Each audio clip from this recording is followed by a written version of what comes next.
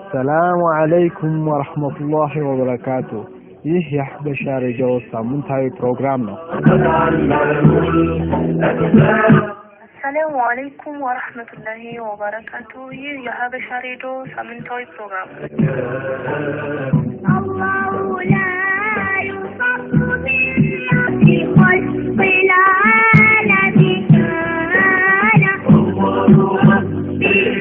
السلام عليكم ورحمة الله وبركاته.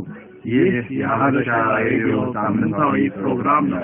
الله ربي ومولانا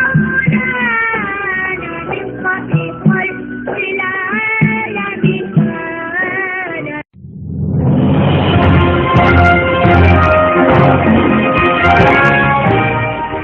السلام عليكم ورحمة الله وبركاته. كفل 81 የሐበሻ ኢስላሚክ ሬዲዮ የዜና ወጃጋ ከድራብሪያችሁ ቆያለሁ። በቅድሚያ ማረስቱ አሜሪካ በ11 ሀገራት ስደተኞች ላይ ጥለው የነበረውን እገዳ አነሳች።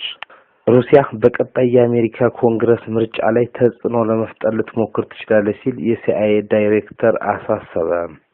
የኢራቅ ፓርላማ በኩርድ ባንኮች ላይ ተጥሎ የነበረውን ማዕቀብ እንዲነሳ ወሰነ። የሚሉት የዕለቱ አበይት ርዕሶቻችን ናቸው። ወደ ዝርዝሩ እናልፋለን። አሜሪካ በ11 ሀገራት ስደተኞች ላይ ጥላው የነበረውን እገዳ አነሳች። የአሜሪካ መንግስት በአገሪቱ ከፍተኛ የደህንነት ስጋት ሊሆኑ ይችላሉ በሚል በ11 ሀገራት ስደተኞች ላይ ጥሎት የነበረውን እገዳ ማንሳቱን አስታወቀ። ይሁን እንጂ ከነዚህ 11 ሀገራት የሚመጡ ስደተኞች ጥብቅ ምርመራ እንደሚደረግባቸው ነው ሀገሪቱ ያስታወቀችው። ዋሽንግተን ከእገዳ ማንሳት ጋር አብራ የምትተገብራቸው እርምጃዎች ወደ ሀገሪቱ ማን እንደሚገባ ጠንቅቃ እንድታውቅ የሚያስችላት እንደሆነ አስታውቃለች። በተጨማሪም ይህን የስደተኞች ፕሮግራምን ተጠቅመው ለክፋት መግባት የሚፈልጉ ስደተኞችን የሚወስዱ እርምጃዎች እንደሚለዩ ነው የጠቆመችው። በፈረንጆች ጥቅምት ወር ላይ የፕሬዝዳንት ዶናልድ ትራምፕ አስተዳደር እገታ ከጣለባቸው ሀገራት መካከል እነዚህ 11 ሀገራት የትኞቹ እንደሆኑ በግልጽ አላስቀመጠም። ሆኖም በሀገራት ሰሜን ኮሪያ፣ ግብጽ፣ ኢራን፣ ኢራቅ፣ ሊቢያ፣ ማሊ፣ ሶማሊያ፣ ደቡብ ሱዳንና ሶሪያና የመን የመሳሰሉ ሊሆኑ እንደሚችሉ ተገምቷል። የዜና ምንጫችን ሲጂቲኤን ነው። ሩሲያ በቀጣይ የአሜሪካ ኮንግረስ ምርጫ ላይ ተጽዕኖ ለመፍጠር ልትሞክር ትችላለች አሉ የሲአይኤ ዳይሬክተር። የአሜሪካ ማዕከላዊ ስለላ ድርጅት ሲአይኤ የሀገሪቱ ባያዝነው ፈረንጆች ዓመት ህዳር ወር ላይ በመታካሄደው የኮንግረስ አባላት ምርጫ ላይ ጣልቃ ለመግባት ልትሞክር እንደምትችል ገለጹ። የአሜሪካ ፕሬዝዳንታዊ ምርጫ ከተካሄደ ከ2 ዓመት በኋላ በሚካሄደው በዚህ ምርጫ የ435 የህዝብ ተወካዮች ምክር ቤት አባላትና እስከ 50 የሚደርሱ የሴኔት አባላት ምርጫ ይካሄዳል። የሲአይኤ ዳይሬክተር ማይክ ፖምፒዮ እንዳሉት በምዕራብ ዓለሙ ውስጥ ፖለቲካ ላይ ተጽዕኖ ለማድረግ የምትሞክር ናት ያሏት ሩሲያ በዚህም ምርጫ ጣልቃ ልትገባ እንደምትችል ነው የተናገሩት። ዳይሬክተሩ ከቢቢሲ ጋር በነበራቸው ቆይታ የአሜሪካ የሩሲያ ጣልቃ ለመግባት ትሞክራለች ብለው ቢገምቱም ሀገራቸው ነጻና ፍትሃዊ ምርጫ ታከናውናለች ብለው እንደሚተማመኑ ገልጸዋል። በተመሳሳይ ዓለም ከቻይና ሊመጣ የሚችል መሰል ጣልቃ ገብነትን መከላከል አለባት ሲሉም ተደምጠዋል። ባለፈው የአሜሪካ ፕሬዝዳንታዊ ምርጫ ሩሲያ ጣልቃ ገብታለች የሚል የዩናይትድ ስቴትስ ልዩ መርማሪ ቡድን አዋቅራ እየሰራች ትገኛለች።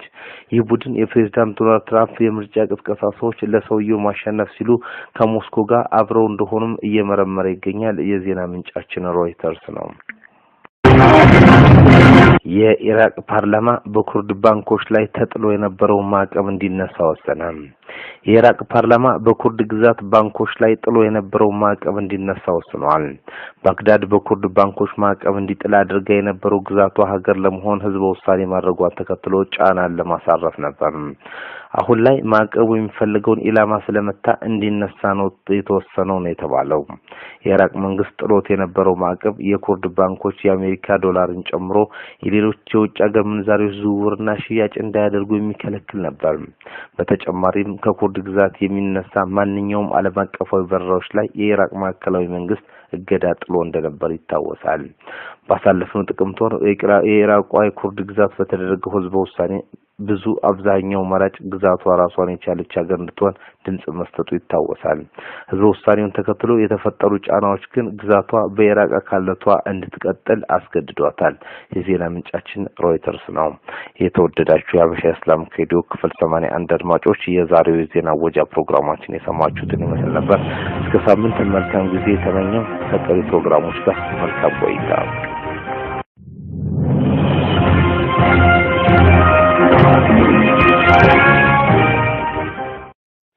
ለታህር ጥር 27 2010 በማለዳ በኢንተርኔት ተፈራስ ገስግሰን ሙስሊም ያለበት ቦታ ሁሉ የምንደርሰው ብቸኛው የሙስሊሞች ልሳን የሆነው እኛ የሐበሻ ኢስላሚክ ሬዲዮ አዘጋጆች ነን።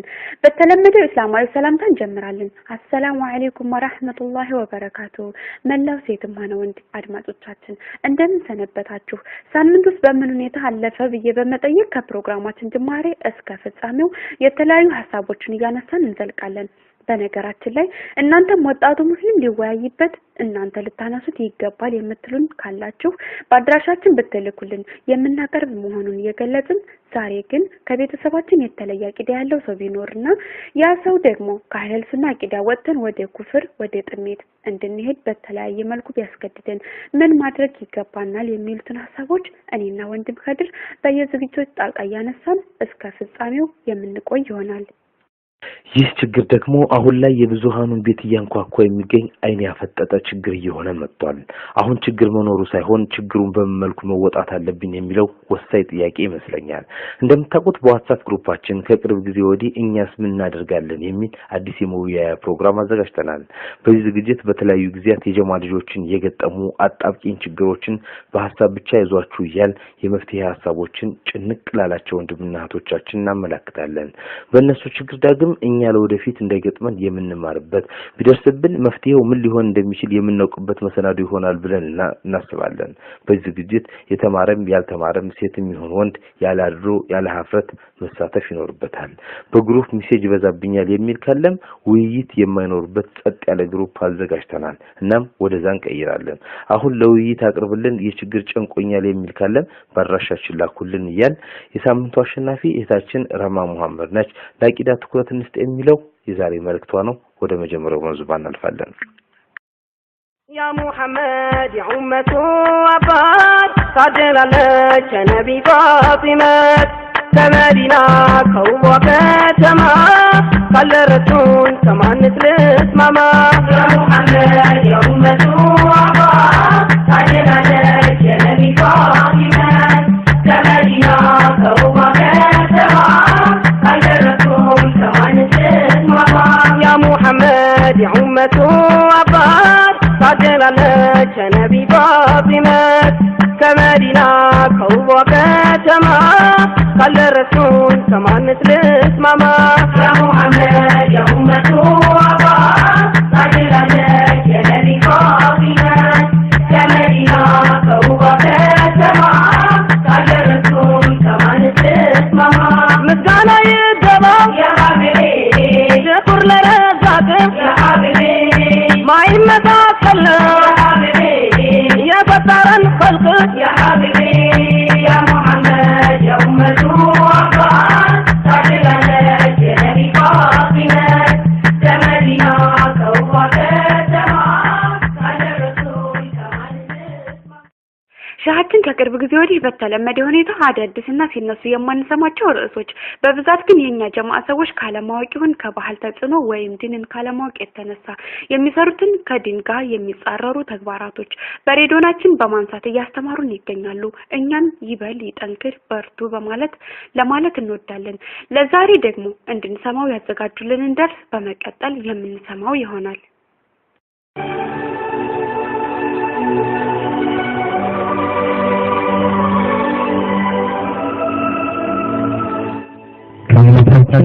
በዚህ ፕሮግራም ላይ በሁላችንም የሐበሻ ሬዲዮ ሳምንታዊ ፕሮግራም ዘጋቢ የሆኑ ነጥቦች የምንማርበት ልዩ ፕሮግራም ነው። ከእምነታችን ጓዳ መዲና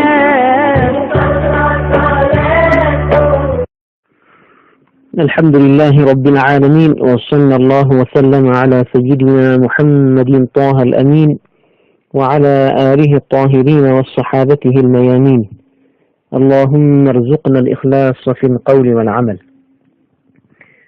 የተከበራችሁ ወንድሞቼና እህቶቼ የዛሬ ደርሳችን የሚሆነው ስለ አባትና እናት ሐቅ بعد موتهما ከሞቱ በኋላ ያላቸውን ሐቅ የተመለከተ ይሆናል።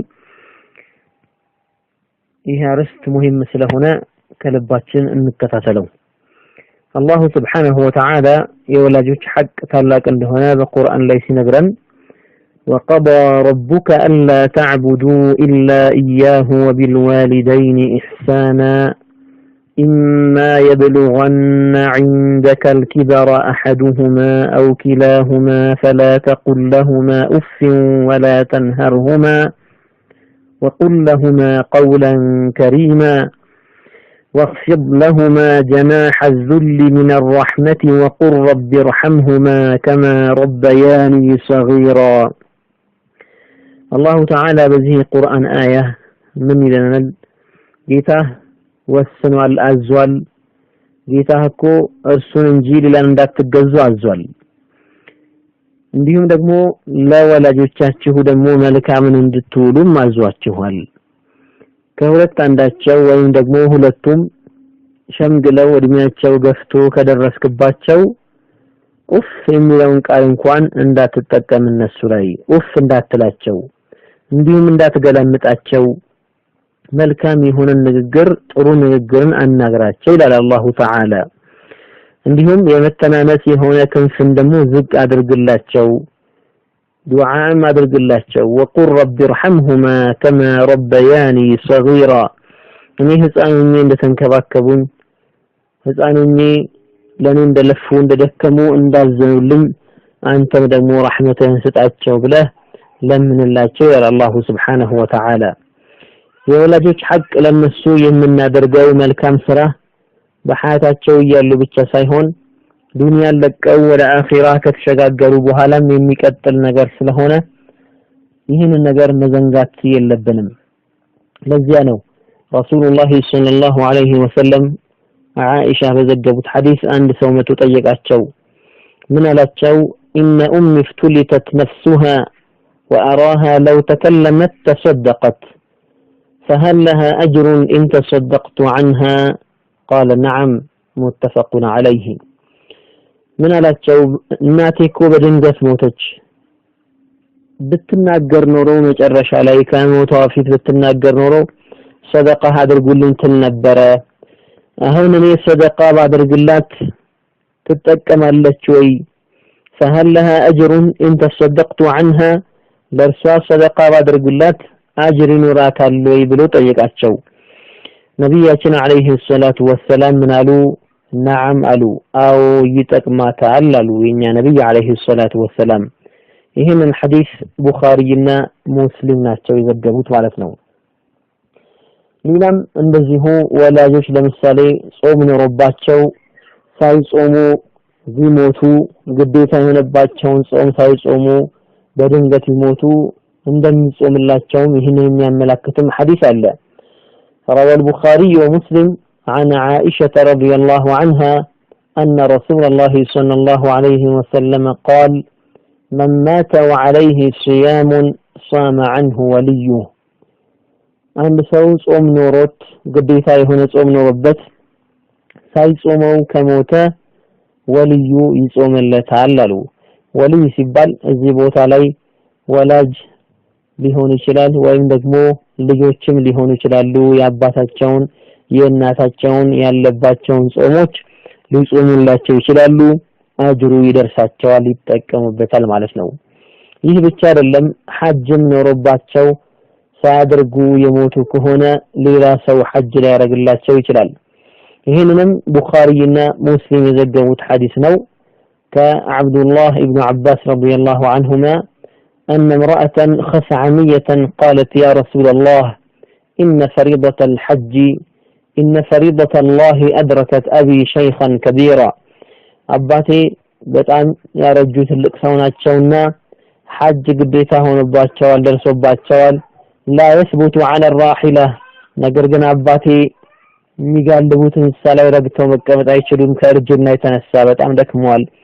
አፈአሁጁ عنه ለአባቴ ሐጅ ላድርግላቸው ወይ ብላ ስትጠይቃቸው قال نعم أو حج አድርግለት አሏት وذلك في حجة الوداع ይሄ ደግሞ حجة الوداع ላይ ያጋጠመ ክስተት ነበር ይህቺ ሴት ነብዩን አለይሂ ሰላቱ ወሰለም ጠየቀቻቸው ለአባቷ ሐጅ እንድታረግ ነገሯት ይሄም አባትነት ከሚጠቀሙበት መልካም ነገሮች አንዱ ነው በሐያት ይያሉም ራሂላ ላይ ሚጋልቡትን ሳያረግተው መቀመጥ የማይችሉበት መልኩ ካረጁ ወይም ደግሞ ግዴታውንባቸው ካለፉም ልጆች ሐጁን ሊያረጉላቸው ይችላሉ ማለት ነው ثبت في الأحاديث الصحيحة وصول ثواب الصدقة والدعاء والاستغفار والصوم والحج والعمرة ونحو ذلك إلى الميت عند سو አባትናቱም ይሁን ሌላም ቢሆን ከሞተ በኋላ ልጆቹ ወላጆቹ ማለትም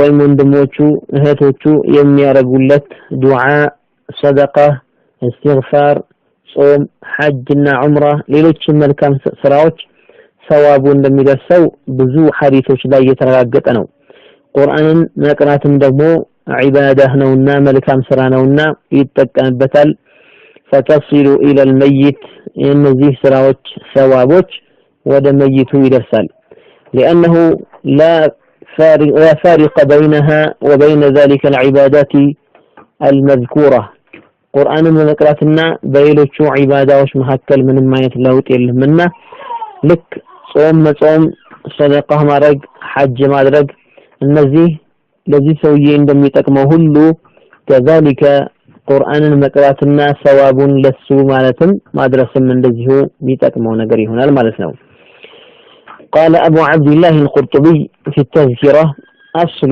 هذا الباب الصدقة التي لا اختلاف فيها إلى اللو لا ميت لموت سو يمنا رجلت ولا جوش مهنوك ولا جوش ليلا يلوت يمنا رجلت شو ملكام سراوش ثوابون دي درسات شو فلقن يمن كرالات شو قراءة يمنا درجو استغفار عندهم الصلاة على النبي عليه الصلاة والسلام يمساسلوت لنزي ነገሮች ሁሉ አስሉ መሰረቱ ማለትም ሸሪዓዊ ማስረጃው ሰደቃ ነው ይላሉ ሰደቃ ማድረግ ምንም ኺላፍ የሌለበት ነገር ነው ለመይቱ ሰደቃ ማድረግ ሰዋቡ እንደሚደርሰው ቡኻሪና ሙስሊም የዘገቡት ሐዲስ ላይ ቀደም የተጠቀሰው ሐዲስ ላይ የተረጋገጠ ስለሆነ ይህ ነገር እስከተረጋገጠ ድረስ ሌሎችም ስራዎች እንደዚሁ አብረው የሚካተቱ ናቸው فكما يصل للميت ثوابها የሰደቃ ሰዋብ ምንዳ ለመይቱ ለሞተው ሰው እስከደረሰው ድረስ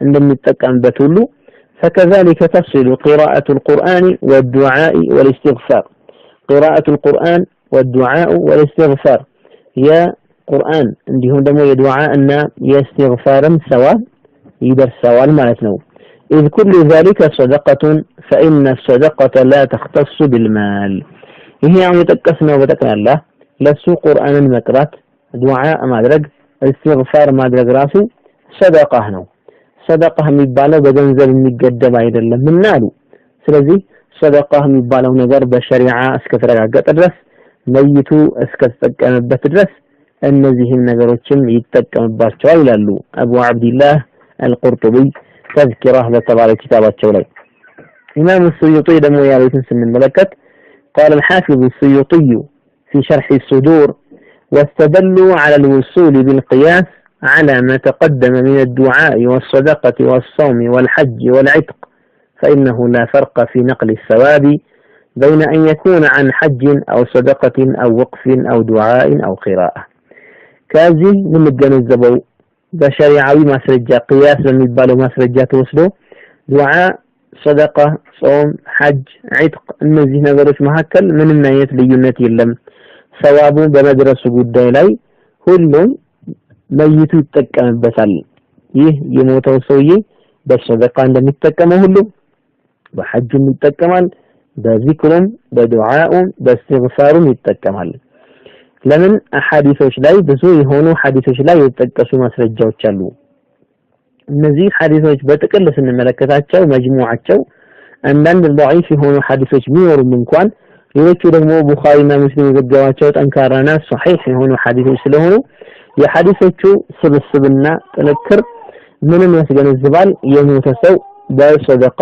በዚክር በዱዓ በእስትግፋር እንደሚጠቀም ያስገነዝባል وبأن المسلمين ما زالوا في كل عصر يجتمعون ويقرؤون لموتاهم من غير نكير مسلمات ለብዙ ዘመናት ለብዙ ክፍለ ዘመናት يعني በመቶዎች ለሚቆጠሩ ዓመታት ተሰባስበው ለሞቱባቸው ሰዎች ቁርአንን ይቀራሉ ዱዓን ያደርጋሉ ማንንም መሐከራቸው ላይ የሚያወግዝ ሰው ሳይኖር فكان ذلك اجماعا ይህ ደግሞ ተሰብስበው ቁርአንን መቅራታቸው አንድም አውጋጅ ሳይኖር ለክፍለ ዘመናት መቀጠሉ ኢጅማዕና የጋራ ስምምነት የዑለማዎች የጋራ ስምምነት ተብሎ እንዲወሰድ ያደርገዋል ይህንን الحافظ شمس الدين المقدسي الحنبلي ናቸው የጠቀሱት ማለት ነው ስለዚህ አንድ ሰው በሰላቱል ጀናዛ እንደሚጠቀመው ሁሉ በዱዓ በእስትግፋር በቂራአቱል ቁርአን በሰደቃ በሌሎችም ይጠቀማል ሐዲሶቹ ብዙ ናቸው ስለዚህ ወላጅ ካለፈ በኋላ ወደ አኺራ ከተሸጋገረ በኋላ መርሳት የለብንም በመንችለው አቅም በዱዓ በእስትግፋር እንዲሁም ደግሞ በሰደቃ ሊላሂ ተዓላ ብለን በመንሰራቸው ስራዎች ማውሳትና ማስታወስ መቻል አለብን ለምን አምዋቶች የኛን መልካም ስራ ይጠብቃሉ ነብዩ ሰለላሁ ዐለይሂ ወሰለም የተናገሩት አለ إذا مات ابن آدم انقطع عمله إلا من ثلاث የሰው ልጅ በሚሞትበት ጊዜ ሶስት ነገሮች ሲቀሩ እሱ በራሱ ይሰራቸው የነበሩ ስራዎች ይቋረጣሉ አሉ صدقة جارية أو علم ينتفع به أو ولد صالح يدعو له የመጀመሪያው صدقة جارية የማይቋረጥ የሆነ صدقة ለምሳሌ በገንዘቡ መድረሳ ሰርቶ ከነበረ መስጂድ ሰርቶ ከነበረ ወይም ደግሞ ለየቲሞች መኖሪያ ሰርቶ ከሆነ ወይም ደግሞ ለደሃዎች ማረፊያ ቤት ብሎ ሰርቶ ከሆነ ወይም في سبيل الله በአላህ መንገድ ላይ ለሚታገሉ ሰዎች የሰራው ቤትና ማረፊያ ካለ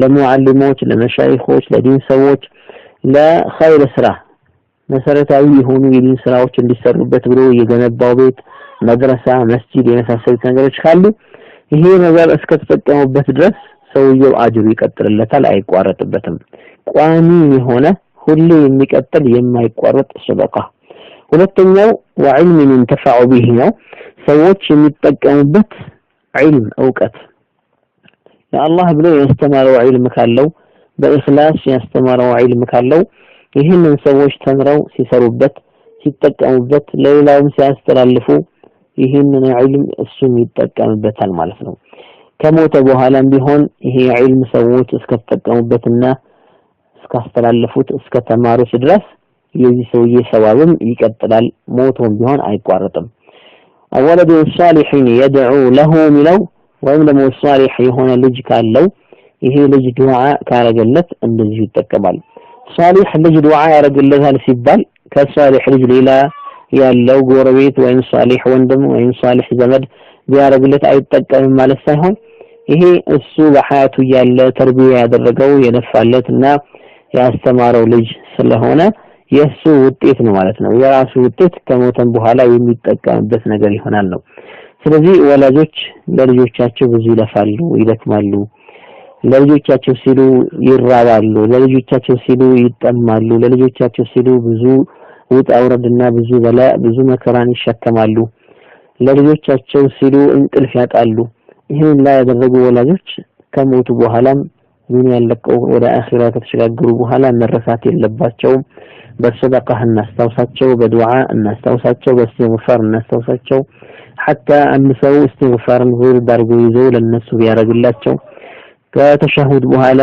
ሶላት ላይ ሁሉ በሰገደ ቁጥር ሰግዱ ተሸሁድን አንብቦ ከጨረሰ በኋላ الصلاه على النبي አውርዶ ከጨረሰ በኋላ ربي اغفر لي ولوالدي ብሎ ለወላጆቹ እስትግፋር ቢያረግ መልካም ነገር ነው ለምንድነው ሁሌ የሚቀጥል እስትግፋር ይሆናል በሰገደ ቁጥር ያስታውሳቸዋል ማለት ነው ይሄን ነገር ሁላችንም እንስራበት በሐያት ያሉ ወላጆችን ሊላሂ ተዓላ ብለን በምንችለው አቅም እንخدማቸው እናግዛቸው እንርዳቸው ወደ አኺራ ሲወዱት ደግሞ ሞተዋልና ሐቃቸው ቆሟል አይባልም ብዙ የሚጠቅማቸው ስራዎች እንስራላቸው ይሄን በማድረግ ኢንሻአላህ እነሱን በማስደሰት በአኺራ ላይ ትልቅ ደረጃ እንዲወሳቸው ትልቅ ደረጃ እንዲያገኙ ሰበብ ልንሆን እንችላለን الله تعالى بسمعنا من التقام يدرجن والسلام عليكم ورحمة الله وبركاته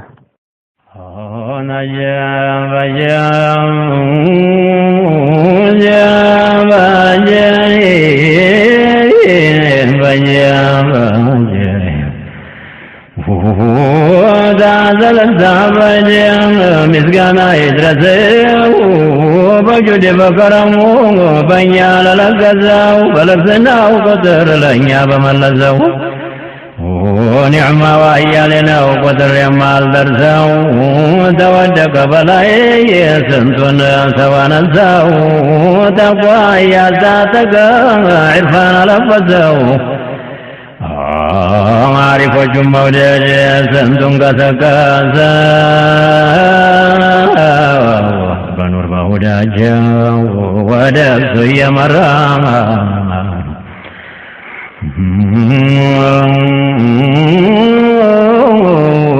በኑራቸው ጠራ ስንት የደፈረሰው በዛቸው ጀወለ ስንቱ ያነከሰው እጣውን አንገዞበት የታልቀዘቀዘው ዒናያቸው ሰቦ ማንተቆ ማነገዘው ቅድም እህታችን ሀሊባ እንዳነሳችሁ ብዙዎቻችን ጠንከር ያሉ ችግሮች ወይንም ለመምረጥ በማንችልበት ሁኔታ ችግሮች ሲመጡብን የኔ አይነት ሶብር የሌለው ሰው ጤናውን አደገኛ በሆነ መልኩ እየጎዳ ማበድ ድረስ የሚደርሱ አሉ። ግን ትክክለኛ ሙስሊም የሆነ ሰው ኢማን በውስጡ ያለ በአላህ የሚመካ በቀዷና ቀድር የሚያምኑት ግን ዱዓ ያደረጉ በቀላል መልኩ አልፉታል። እኛ ትኩረት ማድረግ የሚፈልገው ግን ችግሮችን መቋቋም በማንችልበት የኔ ቢጤዎች ላይ ነው። በመሆኑም እዚህ ላይ ቆም ብለን ነገራቶች እንዳመጣጣቸው ማስተናገድ ይገባናል። ይህን ስላችሁ ድርድር ውስጥ የማይገቡ የአቂዳ የዲን ጉዳዮችን በቅድመ ሁኔታ አስቀምጠን መሆን አለበት ያልኩ ወደ ተከታዩ ዝግጅት እናልፋለን።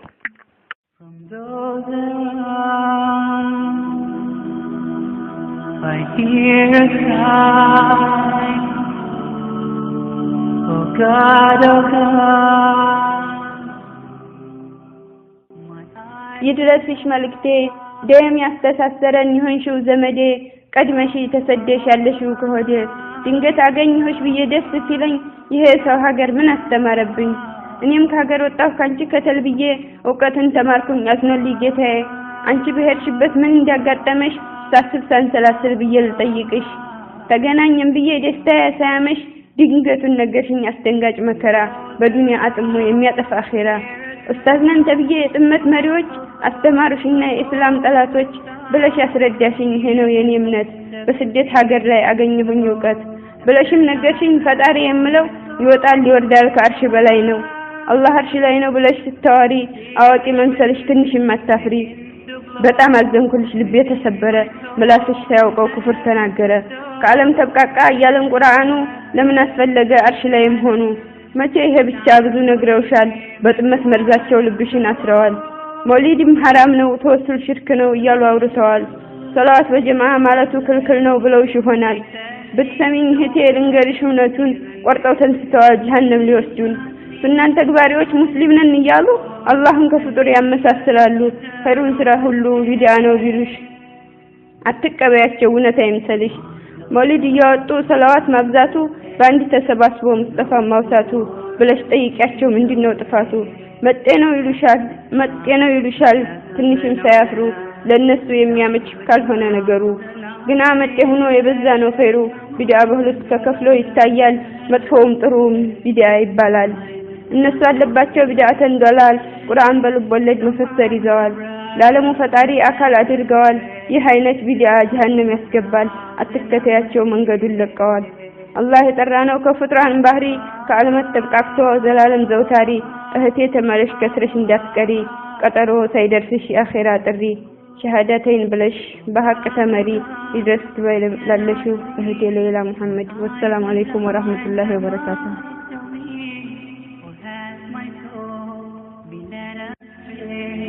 For to be bright to see and after that we are return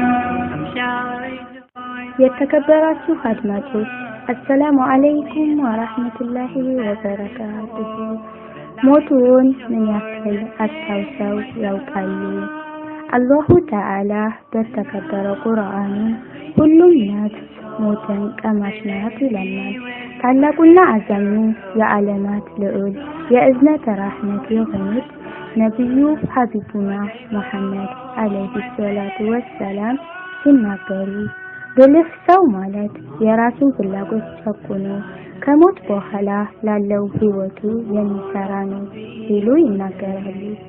እህቴ ሆይ ወንድሜ ሆይ ከነዚያ ሞትን ረስተው ከተዘናጉት አትሁን።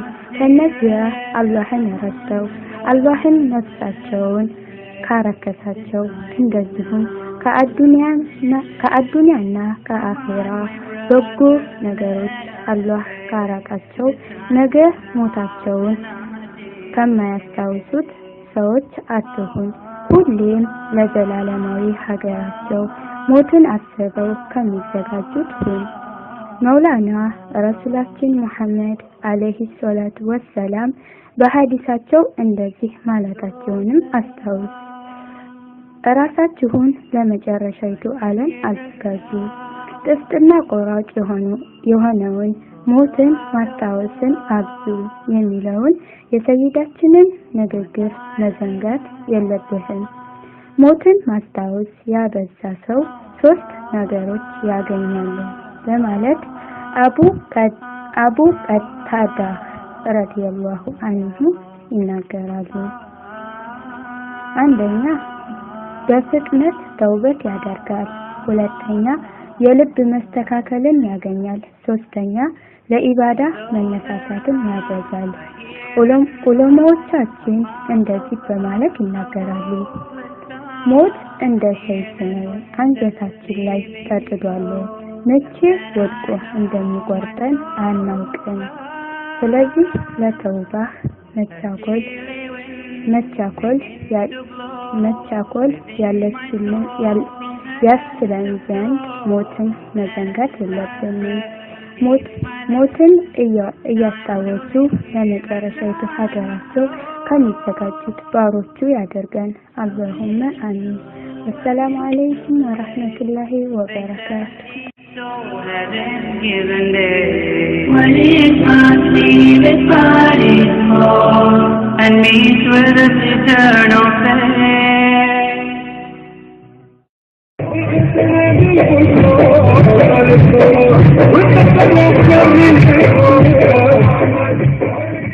የምናከብራችሁ የሬዲዮናችን አድማጮች የሀገራት ቅኝት ፕሮግራማችን በእህታችን ኑሪያ አህመድ አስተባባሪነት እንደቀጠለ ነው። በነገራችን ላይ በብዙ እህቶቻችን ላይ የሚታየው የሀፍረት ስሜት እህታችን ኑሪያ ዘንድም የዘለቀ ይመስላል። ምክንያቱም በድምጿ ማቅረብ ከጀመረች አንድ ፕሮግራም እንደቀጠለ የባለፈውን ሳምንት ያዘጋጀ እንዳቀረብኩ እሷ በኢንተርኔት ችግር ምክንያት እንዳላቀረበች ታስታውሳላችሁ።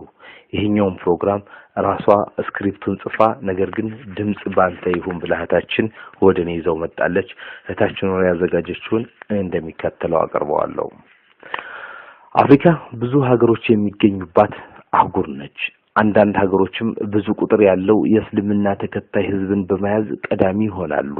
ለአብነት ያህልም ግብጽ 90% ሙስሊም በመያዝ፣ አልጄሪያ 99% ሙስሊምን በመያዝ፣ ቱኒዚያ 99.1%፣ ጅቡቲ 94% እንዲሁም ሱዳንና ሶማሊያ ከፍተኛ ቁጥር ያለው ሙስሊምን በመያዝ ቀዳሚ ድርሻን ይወስዳሉ።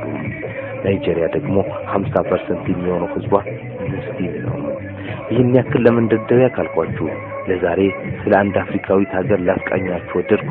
ስለ ግብጽ።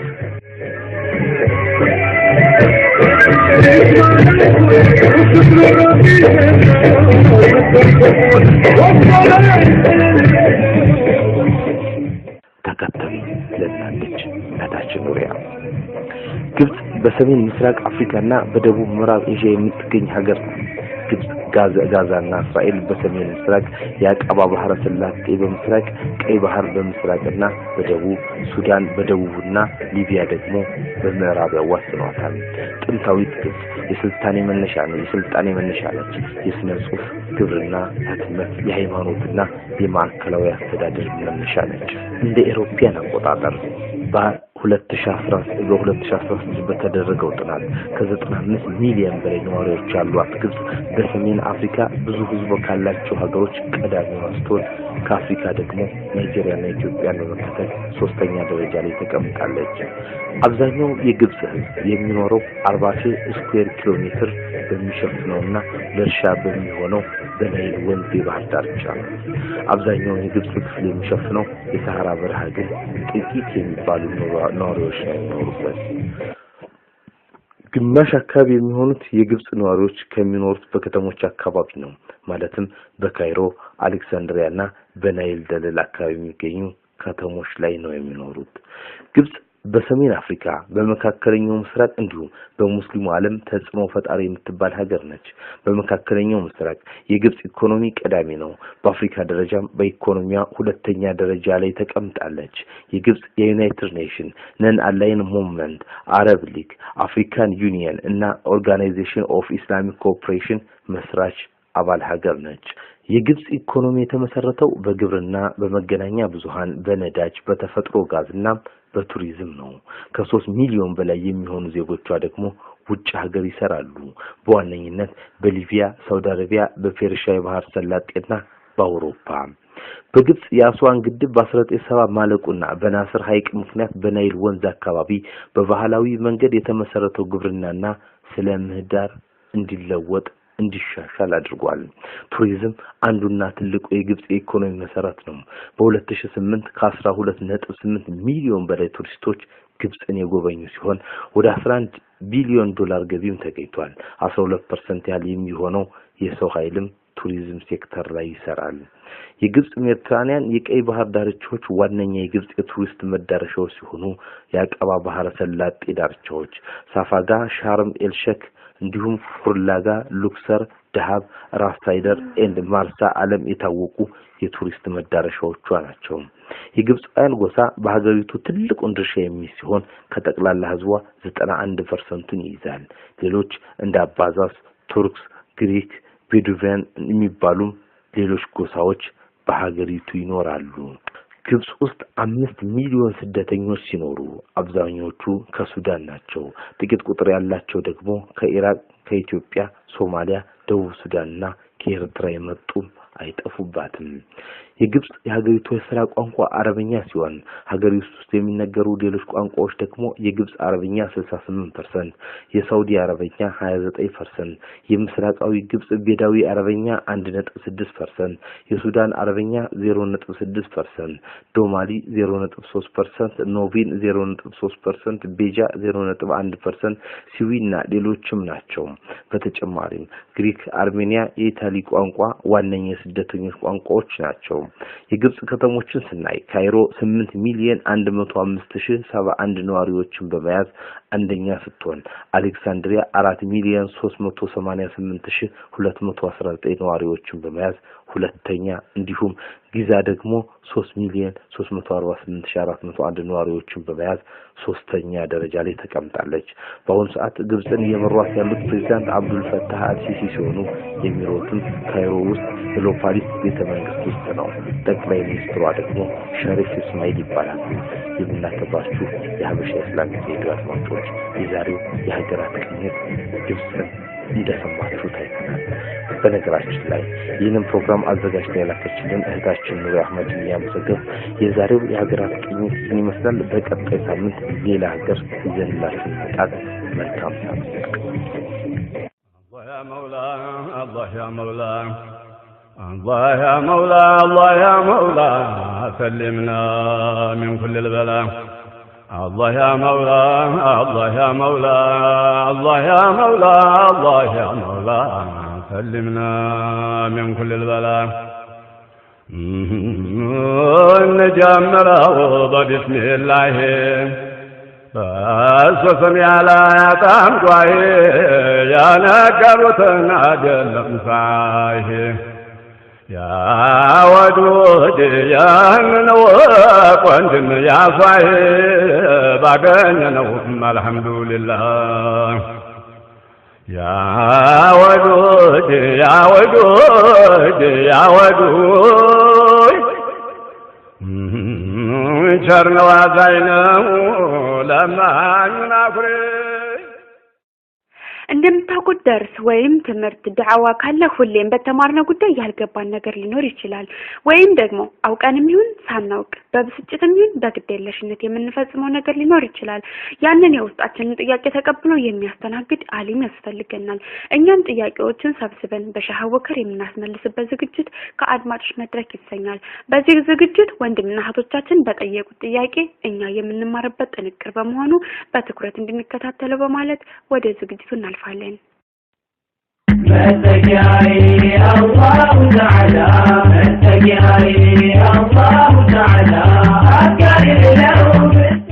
የአድማጮች መድረክ በአድማጮች መድረክ ፕሮግራማችን ከዝግጅታችን ተከታታዮች በአካልና በስልክ እንዲሁም በማህበራዊ ድረገጾች የሚላኩልን ዲናዊ ጥያቄዎች በብዙ አሊሞችን እናስመልስበት ፕሮግራም ነው የአድማጮች መድረክ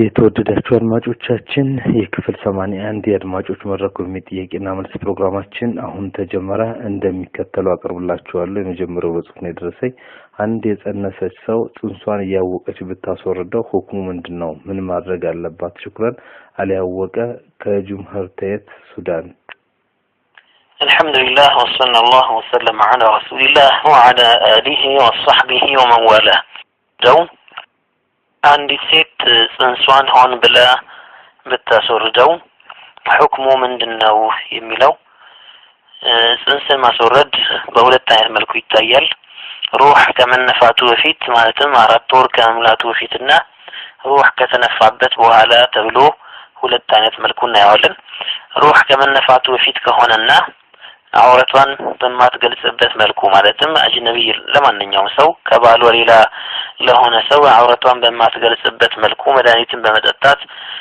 ጽንሷን ብታስወርደው حرام አይደለም 4 ወር ከሞላውና ከተነፋበት በኋላ ግን ይህንን ጽንስ መግደል በየትኛውም መልኩ ቢሆን መድኃኒት ወስዳም ይሁን በሌላ መልኩም ቢሆን حرام ነው በህይወት ያለ ምድር ላይ እየሄደ ያለን ሰው እንደ መግደል ነው ነፍስን ማጥፋት ስለሚሆን በሸሪዓችን ከባድ ወንጀል ነው የሚቆጠረው ማለት ነው ተከታዩ ጥያቄ በመካ የሚሰገደው ሰላት በሌላ መስጂድ ከሚሰገደው ሰላት በ100 ሺህ ይበልጣል ይባላል እና እዚህ ላይ መካ ውስጥ የሰላት ቀዳ ብሰግድ ቀዳውን በ100 ሺህ ይባዛል ቀዳውም ይወድቃል ወይስ አይወድቅለትም ቀጣዩ ጥያቄ ነብዩ ሰለላሁ ዐለይሂ ወሰለም ሰደቃ ይበሉም የሚባለው የዋሃቢ ፈትዋ ስለሰማው ነውና እውነት ነው ሰደቃ ይበሉም ወይ ቀጣዩ ጥያቄ አሁንም ሙስሊሞችና ካፊሮች ሰፈራችን አንድ ሰፈር በመሆኑ እዚህ ላይ ቅብራችን ወይ ምድራችን አንድ ነው ማለትም አንድ ካፊር ሲሞት ቀብሩን ይቆፍራሉ ጀናዛውን ወደ ቀብሩ ወስደው ይቀብሩታል እንዴ የካፊሮች መቃብር ከቤተክርስቲያን ጥግ ነው እዚህ ላይ ለሙስሊሞች የሚያሳድረው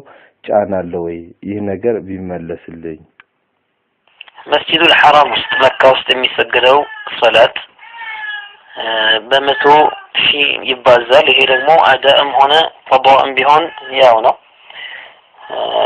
አዳኡ ብቻ ሳይሆን በወቅቱ የሚሰገደው ብቻ ሳይሆን ቀዷንም ቢሆን ቢሰግድ ይቻላል እንዲያውም ሰዋቡም እንደዚያው በ100 ሺህ እጥፍ ይባዛለታል ነብያችን አለይሂ ሰላቱ ወሰለም ሰደቃ አይበሉም የሚለው ትክክል ነው ወሃቢዮችን ቢሉትም ያው ይሄ ንግግር ከሐዲስ የተወሰደ ነው ሐዲስ ላይ ነብዩ አለይሂ ሰላቱ ወሰለም ኢና ላ ነአኩል ሰደቃ ብለዋል ሰደቃን አንበላም ብለዋል ነብዩ አለይሂ ሰላቱ ወሰለም ሰደቃ ዋጅብ የሆነውን ሰደቃ ዘካትንም ሆነ ተጠዋዕ የሆነውን ሰደቃም አይበሉ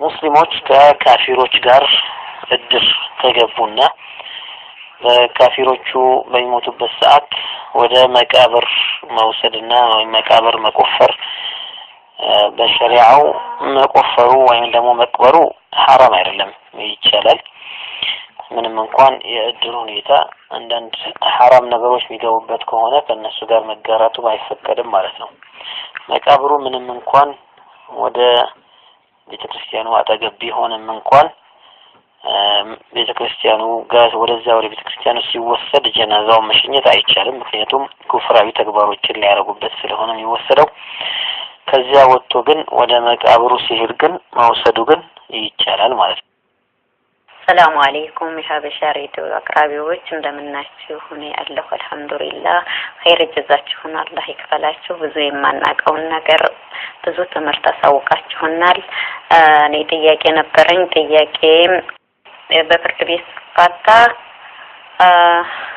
ቤት ስፋታ ያው እሱ ሳይወድ ነው የፈታኝ ፍርድ ቤቱ ነው የፈታኝ በሌላ ቀን ግን እሱ ፈታሁሽ አለኝ ለብቻዬ ሻሂድ በሌለበት ይሄ እንዴት ይታያል በሸሪዓ ለሼህ አቡበከር አቅርብልኝ ከድር መልስ ጠብቃለሁ አንድ ሴት ባለቤቷ በፍርድ ቤት ተገዶ ከፈታት እሱ ፈቃደኛ ሳይሆን በአስገድደውት ፈትቻታለሁ ቢል ከዚያ በኋላ ይሄኛው በግድ ተገዶ ፈትቻታለሁ ያለው በሸሪዓዊ ሁክም ላይ ቦታ ስለሌለው ተፈታለች አይባልም ግን ከዚያ በኋላ በራሱ ምስክር ባይሆን ፈትቼሻለሁ ብሏታልና በዚህ ሁኔታ የወደቀው ፍቺ ተከስቷል ተፈታለች ማለት ነው ያኛው በፍርድ ቤት እኩል የጸደቀው ሳይሆን እሱ ለብቻው ባለችበት ቢሆን ፈትቼሻለሁ ያላት ይሄ እንደ ፍቺ ይቆጠራል አሰላሙ አለይኩም ወራህመቱላሂ ወበረካቱ ወንድማችን ከድር ወላሂ ፕሮግራማችሁ በጣም ደስ ይላል ደከመኝ ሰለቸኝ ሳትሉ ለኛ ቀጥተኛ መንገድ ለማሳብ ለምትለፉ በሙሉ አላህ ጀነት ሊወፍቃችሁ ያልኩ ጥያቄ ነበርኛ አንደኛ ነብያችን ሰለላሁ ዐለይሂ ወሰለም ከተወለዱ በኋላ አባታቸው አብዱላህ በስንት ወር ወይም አመት ነበር የሞቱት እናታቸውስ ሁለተኛ አንድ ሰው ሙዚቃ ሊሰማ ለምን ትሰማለህ ስለው አይ ሙዚቃ እኮ ሱና ነው ቢል ከእስልምና ይወጣል ወይስ አይወጣም ንጉስ ሀቦት ከሳውዲ አረቢያ ነብዩ አለይሂ ሰላቱ ወሰለም አባታቸው የሞቱት ገና ሳይወለዱ እናታቸው ሆድ ውስጥ እያሉ በ6 ወራቸው ነው እናታቸው ነብዩን አርግዛ በ6 ወር አባታቸው ሞተዋል አንዳንድ ቀውሎች አንዳንድ ዑለማዎች ይላሉ ነብዩ አለይሂ ሰላቱ ወሰለም የነብዩ አባት የሞቱት ነብዩ ከተወለዱ በኋላ ነው የሚልም ሪዋያ አለ እናታቸው አሚና የሞቱት ነብዩ አለይሂ ሰላቱ ወሰለም እድሜያቸው 6 አመት ከሞላቸው በኋላ ነው አንድ ሰው ወላሂ ቢላህ ሙዚቃን ሲያዳምጥ አትስማ ሲባል ሙዚቃ ማዳመጥ ሱና ነው የሚል ከሆነ የእስልምና ያስወጣዋል ይሄ ንግግር ምክንያቱም حرام ነገር حرام መሆኑን እያወቀ ሱና ነው ብሎ ማለት ሸሪዓ ማስተባበል ነው ወዲያው ነው ይሄ ሰውዬ አሽሀዱ አን ላ ኢላሃ ኢላላህ ወአሽሀዱ አነ ሙሐመደን ረሱሉላህ ማለት አለበት ወደ ተከታይ ጥያቄ እናልፋለን የጽሁፎች ናቸው ቀሪዎቹ አሰላሙ አለይኩም ወራህመቱላሂ ወበረካቱ ሰላም ነው ከድር የኔ ጥያቄ አንድ ጓደኛዬ የሚሰራበት ቤት አሰሪዋ ከባሏ በላይ ሌላ የምትወደው ወንድሙን ነውና የኔ ጓደኛም ያ ለልጁ የራሷን ብር እንድትሰጠው ታዛታለችና መልሳ ብሯን ትመልስላታለችና ያ ብር ለልጅቷ ብሩ حرام ይሆናል ስራውስ حرام ይሆንባታል ወይንስ ምን ማድረግ ነው የሚገባት ይህ ነገር ቢመለስልኝ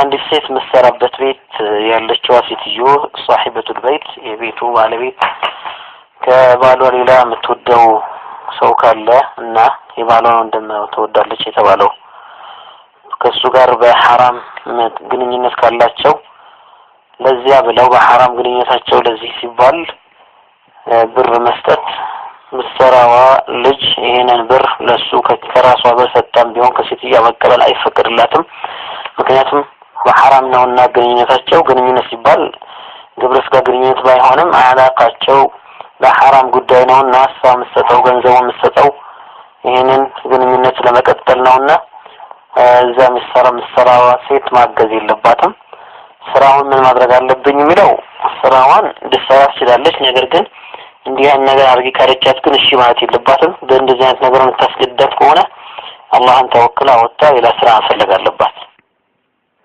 ወደ መጨረሻዎቹ ጥያቄዎች እናልፋለን ሼህ ባለፈው ሲጠየቅ ሰላት ላይ ስንት ረካ ሰግጄ ይሆን ብለን ከተጠራጠርን ትንሹን መውሰድ እንዳለብን ተመረናል ግን እኔ ያልገባኝ መጨረሻ ሰላት ጨርሰን ድናሰላም ስንል አንዳንዴ ኢማሞች የሚጨምሩት ረካ ትንሹን ያዙ የተባለው አያካትተው ወይስ ልዩነት አላቸው ሁለተኛ ብዙ ጊዜ ሼህ ለምዶብኝ የሆነ ነገር አልሳካሰኝ አንዳንዴ ሱና ስላልሰገድኩ ወይም ደግሞ ትላንት በዚህ መንገድ ስላለፍኩ ነው ያንን ልብስ ስለለበስኩ ነው እድለኛ አይደለም ደግሞ ያለፍሰው እንዲህ የሚሉ ውስዋሶች በየቀኑ ያምሮ የከልሽነት ጀምሮ ይመላለሱብኛል ግን ይህን ስል ያለህን ውሳኔ ትቼ ሳይሆን እንደ ልማድ ሆኖብኝ ይመስለኛል ከድር ጋር ማያያዝ አቂዴን ይጎዳዋል ወይ ይሄ ነገር እንዴት ነው ሼህ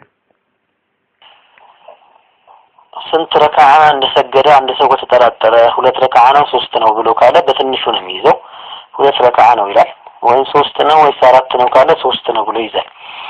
ይሄ ነብዩ አለይሂ ሰላቱ ወሰለም ያስተማሩን ነው። ኢማሞች ከማሰላመታቸው በፊት ተሸሁድ አድርገው ጨርሰው 2 ረካዓ ይጨምራሉ ቢለው 2 ረካዓ ሳይሆን 2 ስጁድ ነው የሚያደርጉት። የረሱት ነገር ካለ የጎደለ ነገር ካለና በስጁድ የሚካካስ ከሆነ ወይም ደግሞ በስተት 1 ረካዓ ጨምረው ከሆነ ያንን ስተት ለመጠገን ከማሰላመት በፊት 2 ስጁድ ማድረግ ሱና ነው። 2 ረካዓ አይባልም፣ 2 ስጁድ ያደርጋሉ። ይሄና ቀደም የጠቀስነው ምንም አይገጫጭም። ያኛው 2 ነው 3 ነው ረካዓ ይሰገርኩት ጋር ይጨምራል ነው። ይሄኛው ግን ይሄን አይነት ጥርጣሬ ይገባበት ሰው የጨመረው ረካዓ ሙምኪን ተጨማሪ ሆኖ ሊሆን ስለሚችል ወይም ደግሞ ለምሳሌ ተሸሁድ الأول ላይ 3 ረካዓ ሰላት የሚሰግድ ከሆነ ሁለተኛው ረካዓ ላይ ቁጭ ብለው አታህያቱን መቅራት ረስቶ ተነስቶ ካለፈው ይሄንን ማካካሻ መጨረሻ ላይ 2 ስጁድ ይጨምራል። ይሄ 2 ስጁድ ማካካሻ ነው እንጂ ያ የጎደለ 1 ረካዓ መሙያ አይደለም። ስለዚህ በሁለቱ መካከል ምንም የሚገጫጭ ነገር የለም ነው። አንድ ሰው ለምዶበት የሆነ ነገር አልሳካ ሲለው ሱናን ስላልሰገድኩኝ ነው ቢል ሙምኪን እኔ ከኔ ጉድለት ተጓድሎ ነው ማለቱ አይጎዳውም። ነገር ግን ወይም ትናንት ይሄን ስለለበስኩኝ ነው ካሁን በኋላ ይሄን ልብስ አልለብሰውም ወይም ትናንት እዚህ ቦታ ላይ ስለቆምኩ ነው እዚህ ቦታ ያልቆም የሚለው ግን ይሄ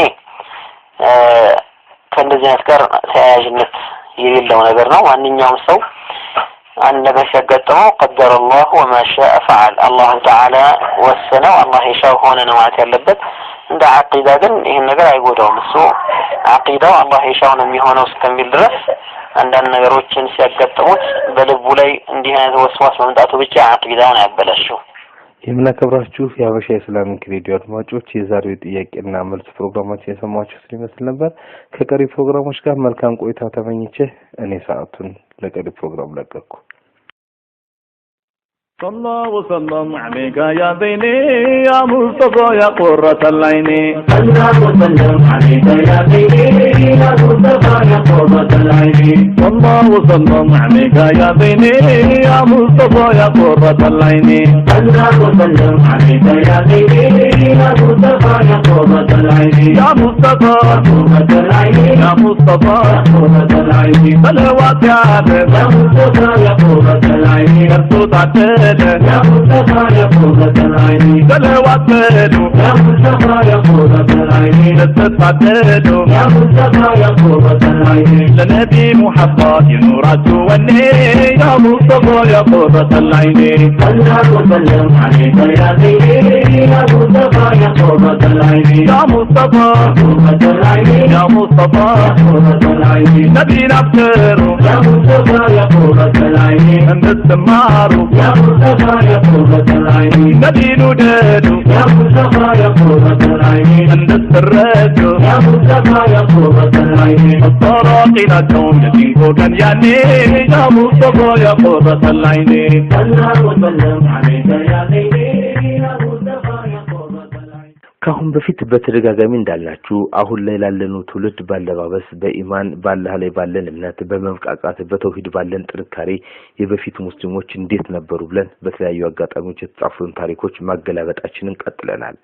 አሁን ያለንበት ጊዜ እስልምናችን በዘመን አመጣሽ ስልጣኔ ችላ የተባለበት የሰማውም ወደ ተግባር የማይቀየርበት የግዴለሽ ጊዜ መሆኑን ተገንዝበን ቆም ብለን ራሳችንን ጠይቅ ዘንድ ባለ ታሪካችን ወደ አድማጭ የምናሰማበት የተረካ ዝግጅት ዛሬም ያንድ ጀግና ሙስሊም ህይወትን ተነትላለን ወደ ጥንክሩ እናልፋለን። اللهم صل على روح الوجود اللهم صل على محمد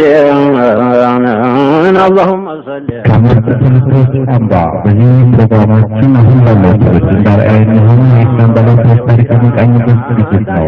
ከመልእክቶች አባ ذكر البحنሳ ባቡን በየላውራ እነሲ በወንዝ ዳር ረብለብረር እንዳሞራ ዋና ያለመደና አይሰምጥም ባህራ ማስረገድ በከጀን ያዩ አልቆራ ነቃብለህ ጊዜ ፈትሽ መንቅራ እስቲ ወሬ ላውራ ባጭሩ ጨዋታ የኻሊድ ሹመት ያሽከሩን ደስታ ተተቱ ተባሉ ነጋሪት ተመታ ወደ ተጠሩበት ሁሉም ዶታ መታ ዛሊም ገባሉ فأعود يا أمي أقبل رأسك الزاكي أبثك كل أشواقي وأشوف عطري የተወደዳችሁ የምርጥ ትውልዶች አምባ ተከታታይ የሐበሻ ኢስላሚክ ሬዲዮ አድማጮች ባለፈው ሳምንት ሶፊያ ጀግናና ቆራጥ መሆኗን በኡሁድ ጦርነት ዘመቻ ወቅት እየሸሹ የነበሩ ወንዶችን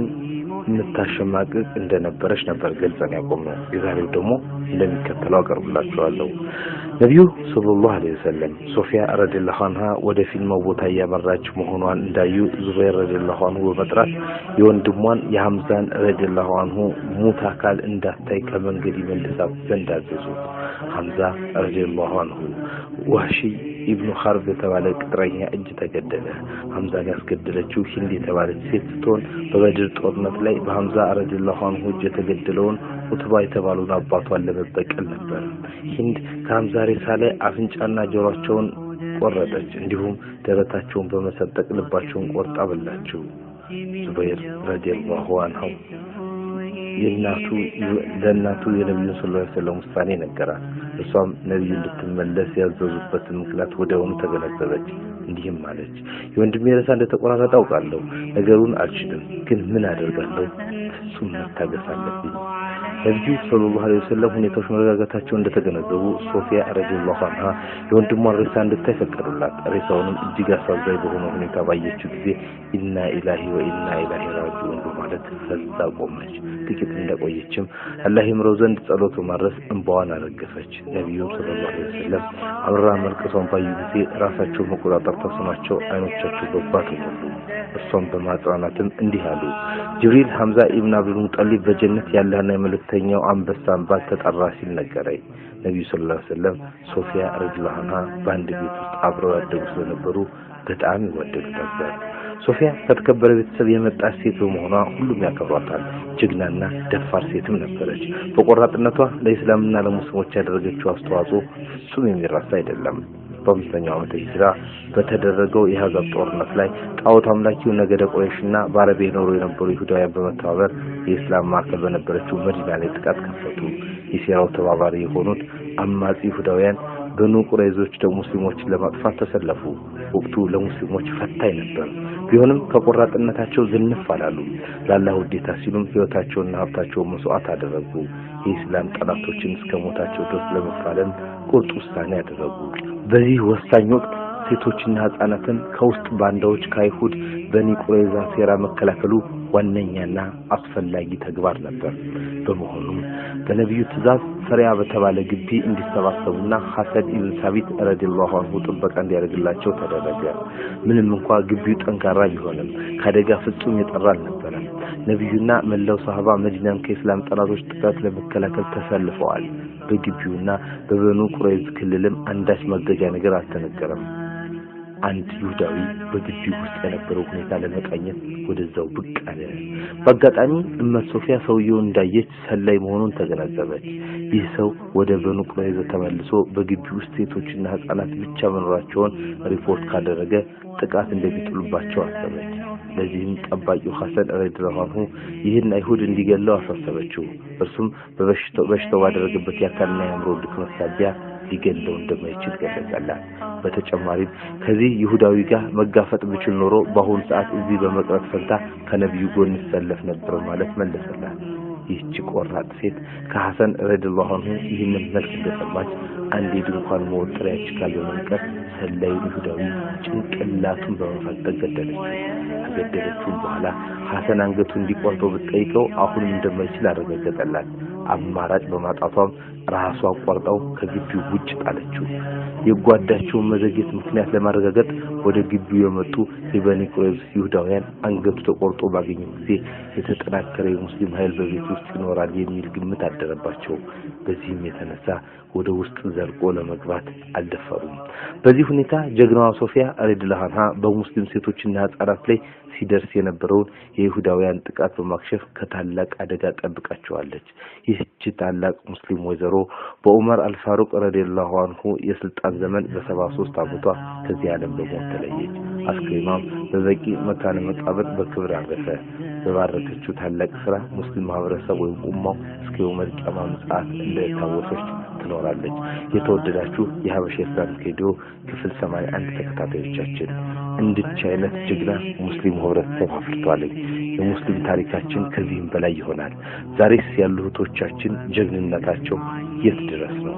በአረብ ሀገር ምንም በማያውቁ ልጆች ወደ አረብ ሀገር መምጣታቸውን ተከትለው በፌስቡክ እና በዋትስአፕ እንዲሁም በቴሌግራም ግሩፖች እያስገቡ የሚያጠሙትን እህት ወንድም መጠበቅ ወቅታዊ ጀግና የሚያስላሴት ኃላፊነት ነው። ያልኩትን አልኩ ጨርሻለሁ። በቀጣይ ሳምንት እስከምንገናኝ ወሰላሙ አለይኩም ወራህመቱላሂ ወበረካቱ። አህመድዬ ያ ሙነወሩ ሲራጅዬ ያ ሙደሲሩ ስትጠሩ ግቡ ሐድሩ አህመድዬ ያ ሙነወሩ ሲራጅዬ ያ ሙደሲሩ ስትጠሩ ግቡ ሐድሩ አህመድዬ ያ ሙነወሩ በዕለተ እሑድ የሬዲዮናችን መለቀቅ በጉጉት ለምትጠብቁን የሀገር ቤትና የውጭ ሀገር አድማጮቻችን በሙሉ ይሆናል ብለን ያሰብነውን ዝግጅቶች ከተለያዩ የመወያ ሀሳቦች ጋር አድርገን ወደ እናንተ አድርሰናል። ክፍል 81 የሬዲዮ ፕሮግራማችን ተደራሽ ሆን ዘንድ አሁን እያደመጥን ያለን በሙሉ በፌስቡክ ተከታትለን ሼር፣ በዋትስአፕ ለሚያወራን በሙሉ ወደ ዘመድ ጓደኛ ሳንለይ እንዲሰማው በንያ ሳንረሳ ከምንም አይነት ወሬ በፊት እንድንልክ ቢያንስ እንኳን አንድ ሰው ወደ ሂዳያ ሰበብ እንድንሆን የአጅሩ ተካፋይ እንድንሆን በጥብቅ እያሳሰብን የኛ ኃላፊነት አዘጋጅተን ሬዲዮኑን ወደ እናንተ ለማድረስ ወጥተናል። እናንተስ በእርግጥ ችላ ሳትሉ ወደ ተግባር እንደምትገቡ በሬዲዮናችን አድማጮች አንጠራጠርም እያልኩ እኔና ወንድም ኻድር አብረን ፕሮግራም ቆየን። መልካም ሳምንት። ወሰላሙ አለይኩም ወራህመቱላሂ ወበረካቱሁ።